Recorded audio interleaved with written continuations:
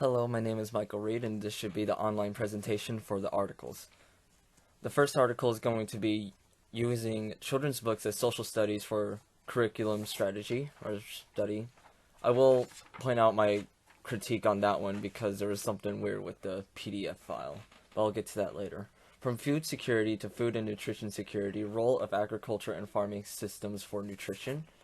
The third one is going to be study to assess the physical growth and nutritional status of school-going children and to develop and test self-instructional module on physical growth and nutrition of children in selected areas of Jabalpur. It's a weird word. I probably won't be able to get it on the actual presentation in front of class. So I'm really sorry about that. I still cannot get it. Okay, the next one is called Javits Updates.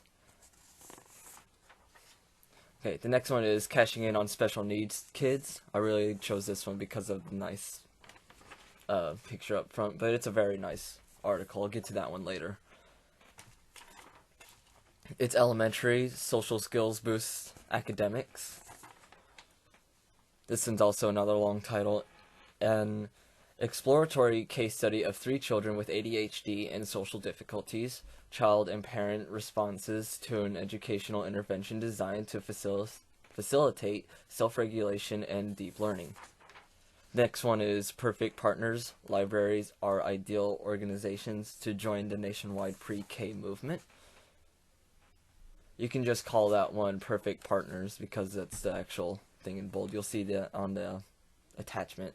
Synthetic phonics versus an eclectic approach, or eclectic, or ECLECTIC, I'm sorry, approach to reading instruction, implications for the skills predicting early reading acquisition and development. And the last one is literary bags to encourage family involvement. I probably should have asked this earlier, but I'm not sure if you wanted us to do 5 or all 10. So just to be 100% sure of it, I'm going to do all 10. So I'll try to make this video as short as possible because I do believe the presentations are going to be 10 minutes long for 5 articles each. But that's only for time-wise. But this one's the video. But starting off, using children's books as a social studies curriculum strategy. This one mostly had not really like bringing out a huge textbook of, oh, here's the Constitution, here's this, here's that, mostly like history that you would find in elementary school social studies books, but it's mostly using like children's books. At one point it even talked about a little Chinese girl talking about the US and how they celebrate the 4th of July, and she wanted to know how they do that, so she just basically got a book and read it, or she had a teacher read it, either or. The teacher could read it or she can read it herself. Either way, it's still learning in social studies in this article. One thing I will point on is that the PDF file, and you'll see this on the attachment, it has a whole bunch of squares on certain words, so sometimes it was hard for me to understand exactly which word was which because sometimes it just had every single vowel gone from it. Okay, I'm just going to move on to the next one. Put that over there so I don't forget. Okay. From food security to food and nutrition security, role of agriculture and farming systems for nutrition. This one talks about mostly like the growth of agriculture and how food safety has been going up. So one thing to point out that I think that this is really trying to focus on, it doesn't really talk a lot about early childhood or early childhood growth, but I think it's trying to point out this is where all the food comes from in cafeterias that these kids are eating, and it should be healthy, it needs to be safe, it needs to be just that, healthy and safe. So it apparently started out in World War II, like ever since, like it's just been growing, evolving each step of the way. Like even now, if you go into like a fast food place, you'll see literally books and books and books on how to keep food safe. And the biggest, I would say, chapters are like this big, and that's just for chicken itself. So I think that's just trying to educate people on how food safety has been evolving, and now that it's in children's cafeterias, it should be even more safer because you don't want a child to be eating nothing but a pesticide infested, I would say, corn on the cob. But next one is study to assess the physical growth and nutrition status of school-going children. And I'm just going to leave it right there because that's a really, really long title. But also I'm going to go back because I forgot to mention one thing. One thing I did like about that is that it did have a lot of information about like history, and I just love history. It's interesting to me. But one thing it could work on is like reading an essay, like someone just wrote an essay, and it got a little boring after a while, but I still stuck with it because I do like history. But back to on the topic here, the next article, study to assess the physical growth and nutritional status of school-going children and to develop and test self-instructional module on physical growth and etc. This one mostly talks about the mother's role in a child's life. It doesn't One thing I'll criticize is that it doesn't talk about maybe the father's role if there is a father in that relationship, because there are single mothers, there are single fathers as well, and it should talk about both. If it's going to name at least one party, it should also name the other party as well if there is two. That's my criticism mostly on that, but I did like how in the end, I will say this is a study, in the end they had a big ol' test about how much do the mothers know about child growth. And I believe that the percentage was 73% was about average, but 26% were below average on how much they knew on child growth. That's about, and the study was over 9 through 12-year-old children. So that's mostly going like, what is the best thing for them to eat at that moment? What are they supposed to be learning at school? How are they thinking at that time? What can they understand? Would they need more help in this subject or that subject? Alright, going on to the next article. It's called Javits Update. I'll show it on camera here, if I can zoom in. I can't really see it on there. This one was mostly talking about, mostly like a subject on how children could work together. Mostly it needs help on language and social groups. But it was just a study to see how well do children work together, I believe. This one was I will say, my least favorite. So I only read it once and gave a pretty good critique on it after a while. I will say that the PDF was really small, but as a professional criticism, there were some things in there that just didn't make sense. They were using words that I have never heard before. Even while looking it up, I still did not understand it. So if they could have wrote it in a way to where it's like I'm not a scientist and I can understand it, then that would be great. Now, one of my favorite ones in here, mostly because of the artwork, is cashing in on special needs kids. I will try my best to say children in this presentation, but this one's going on about a child named Noah, I believe, in the article, where she is getting severely bullied in classes, and the schools are currently just trying to like make, or not make more money, but trying to save more money for different projects or different classes, and they're trying to cut the special ed classes. Not completely, but they're just trying to save money off of, let's put the budget from here to here instead of the special ed classes. It talked about how the child was going up to ninth grade and they were getting like really anxious because it's like, this is a brand new school. What if they're going to be mean to me? Like, at one point the child called the bullies super bullies. And I actually relate to this one a whole bunch because while I was in middle school, I was severely bullied by many people I actually considered my friends at the time. And I didn't know that they were going to basically jump me, and I was beaten up by 9 people at the same time, so it was great. But I don't want to give out a huge backstory. I'm just saying, like, this one really relates to my life. If there was one thing I could critique on it, is there are a lot of pictures on there. If there was a little more information, like, there was a lot of information, there was a lot of pictures, but I really liked the story. I'll also say that it was literally a story that this mother wrote about her child, but it doesn't have to be like extremely educational. It's trying to point out something. It's like, this needs to get more money, or not more money, but it needs to keep its money, or even better, it can get more money so that we can have these children actually grow up and get careers. on their own instead of constantly having to get taken care of. I'm sorry I keep swiping my hair. I really need a haircut. But that's off subject. Okay, next article. It's elementary social skills boost academics. This one I can relate to quite a bit because as a college student, I hate group work. I can't stand group work. I cannot take it when I have to meet up with 5 people at the same time, and then in the end I have to do all the work. So this one's trying to say like this is how like kids need to work together. And if they cannot work together by the time they're done with at least middle school, then how are they going to work together in high school? And then after that, how are they going to get a successful job, or at least a job, and work together in those people in those jobs? Or if they go into college, there will be group work. Like let's say they want to go into medical school, they're going to have to work around 5 to 8 people just dissecting a cadaver or just anything.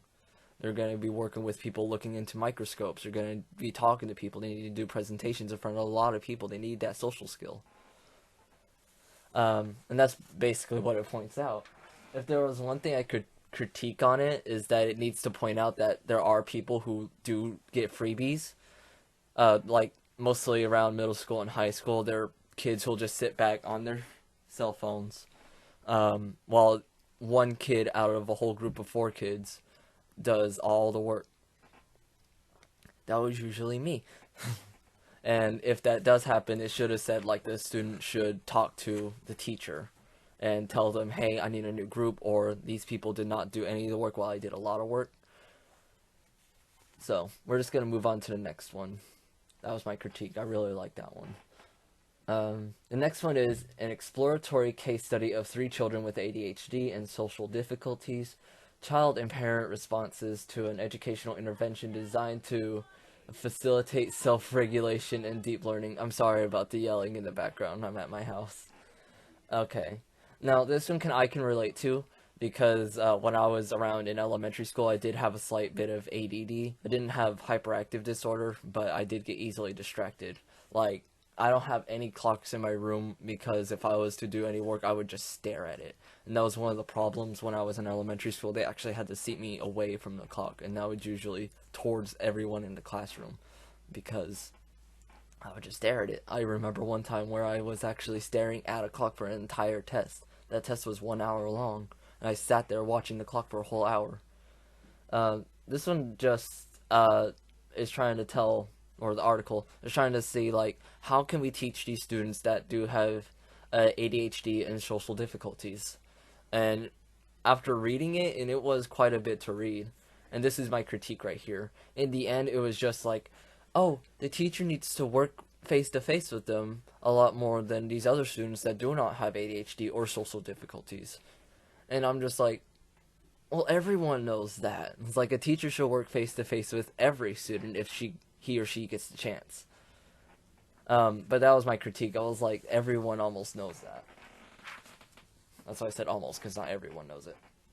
I'm going on to the 13-minute mark, so I'm going to try to speed this up a little bit. Perfect partners. Libraries are ideal organizations to join nationwide pre-K movement. Okay, this one was mostly about how libraries can have a pre-K program to help children either develop social skills. They can even do active reading or accelerated reading. Both active reading and accelerated reading are like the backbone, I would say, of the reading in elementary or early childhood schools. Because if you go anywhere and you see a child on a computer, they're most likely doing an active reading test. But this one's trying to be like, instead of like just building these schools, brand new buildings, brand new schools, hiring more teachers, we should have basically a classroom once a week and a library, like not necessarily like away from everyone because they still have like all those books there, but in an area where they can concentrate on their research and the children can concentrate on what they're trying to do, which is basically try to read their books, mostly children's books, or get on their computers to do active reading or accelerated reading. And the one thing I'll say is like this actually helps a lot of social difficulties. Like this will get children more involved together. They can meet once a week, and it actually points out in the article they'll meet once a week, and they're excited to meet it. at the library to make new friends. That helps them actually in like elementary school, because then the teachers do not have to work on their social things a lot. The only critique I'll have for this is that it had a lot of pictures, but uh, other than that, that was it. There was really nothing wrong to it in my eyes. Okay, synthetic phonics and eclectic, Eclectic. I hope I'm not saying a bad word. If I am, then I'm really sorry. Approach to reading instruction. This is basically like having a teacher have a book, and it's like, okay, we're gonna read this book. Here's the picture. Here's the writing. And after that, it's gonna be, okay, what did this guy do, or how did he feel about it, and do like the test with the children right then and there. While the other approach to synthetic phonics is mostly like trying to figure out uh, basic words. Like, I'm not gonna write down a word and show it up in front of the screen. I'm just gonna spell it out. Like far, F-A-R. They'll have to like figure out, okay, that's F-A and that's R, and that does that sound, that sound, that sound. So how does that spell out? That's the one that's on the computer. And then what they could also do, this is more towards the active reading. They could either check out a book and then they can do a test right after that. I was actually one that did a lot of that stuff, and I'm surprised that they still do it today. Probably because it works. If there was one critique on it, I'll say that sometimes the teachers should always work with the student, because sometimes the student will have reading difficulties even on in front of the computer, because even though they might be able to type better than most people at their age, they'll still have a hard time actually reading what they're typing. They just know how it spells, but they don't know what they're typing. Or so and so. Okay, the last one is literary bags to encourage family involvement. This one I really like because it helps the parents know exactly what's going on in the child's classroom. So what the teacher would do is that, let's say they would have a little box, or maybe even just a Ziploc bag of an assignment or a little project that the student will have to bring home and then work with the family to do. This could tell the family that, oh no, the teacher can like even slip in a little note there, hidden, and when they bring it out, the parents will see it and they'll read it. And they'll be like, oh, the student was bad, or the student's really good today, either or. So, the one thing that I'll point out is that, and this is my critique, there are some students that do have full-time working parents, and when they get home, they're not even there, and they don't even show up until like late night. Like, they'll just have a prepared meal like in the microwave, or they'll give them instructions on how to cook the meal sometimes. I'm gonna say I'm one of the lucky ones that didn't have that.